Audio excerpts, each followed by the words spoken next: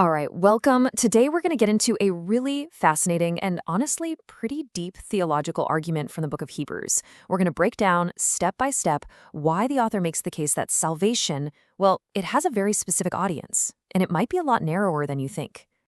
So, the whole thing really hinges on a central question, one that theologians have been chewing on for centuries.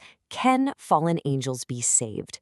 It's a huge question, right? But what's so interesting is that the author of Hebrews doesn't just ponder it, they give a surprisingly direct answer. Okay, so here's our game plan. We're going to follow the author's logic, piece by piece. We'll start with what they call a superior revelation. Then we'll get into why God became human in the first place. After that, we'll zero in on who this was all for, this salvation for the family. And that's all going to lead us to the final point, the specific case against angelic redemption. All right, first things first. Before you can build an argument, you've got to lay the foundation, right? And that's exactly what the author of Hebrews does. They establish this crucial hierarchy, this one big idea that everything else is built on.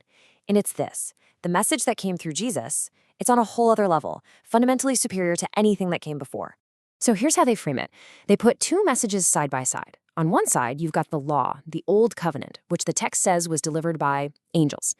And look, breaking that law had serious consequences, right? Just retribution.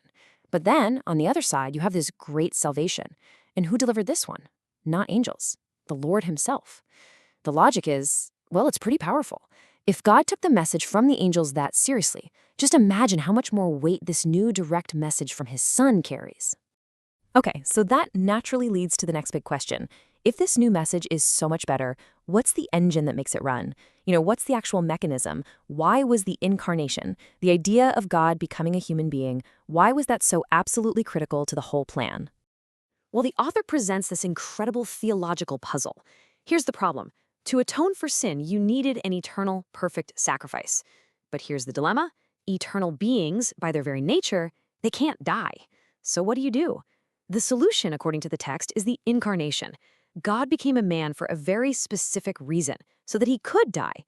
This isn't just some theological footnote. It's presented as the absolute core, the very engine of the whole plan of salvation. So we're starting to get the how, right? The incarnation, the sacrifice. But now the author really starts to narrow the focus to the who.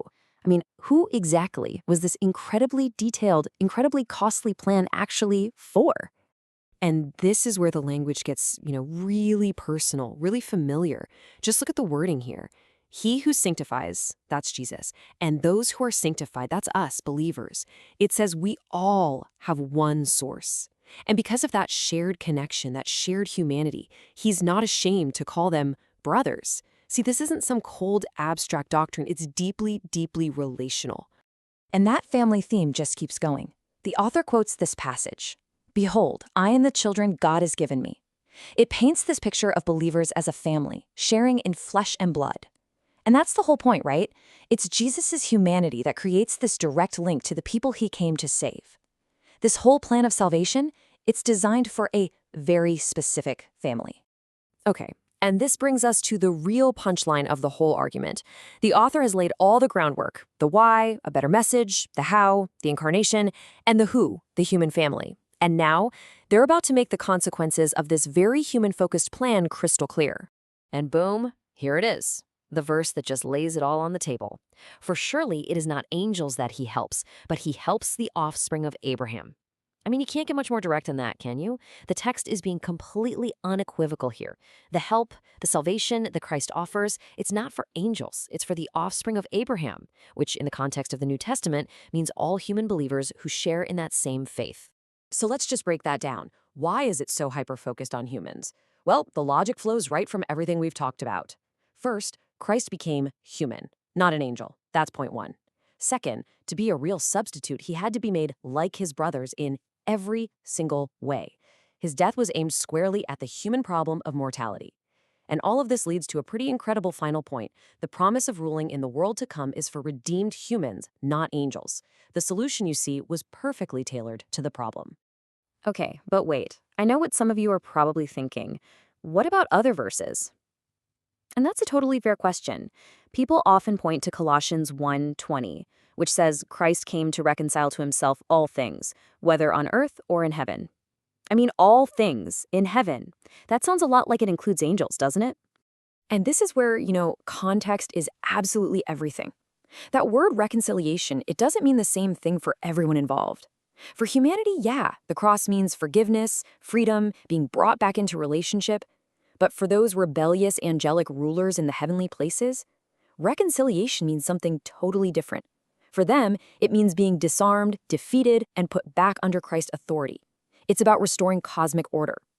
So for them, the cross isn't an olive branch, it's the final gavel of their defeat. And that brings us back to this really important theological term the author uses, propitiation. It's a big word, but it just means a sacrifice that satisfies justice and turns away wrath. And according to verse 17, Christ had to become human so he could be a high priest who could make that very specific kind of sacrifice for the sins of the people. The whole system, the entire mechanism was designed from the ground up, a human priest for a human family. So after walking through this whole detailed case from Hebrews 2, we're left with this one last pretty provocative thought to chew on. If this grand plan of salvation is so intentionally, so exclusively human, what does that tell us about humanity's unique role and purpose in the entire cosmic story?